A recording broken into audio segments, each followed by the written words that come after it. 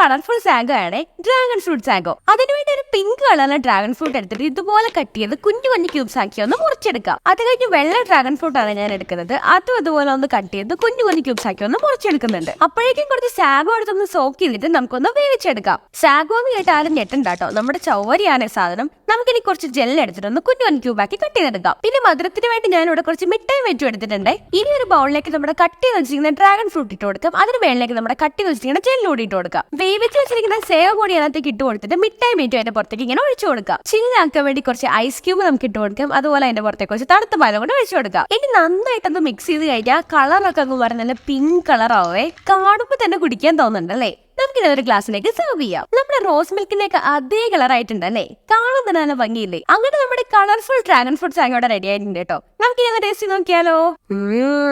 അടിപൊളിയാണേ. അപ്പൊ എല്ലാരും ട്രൈ നോക്കിയിട്ട് ഫീഡ്ബാക്ക് അറിയിക്കാൻ മറക്കണ്ട.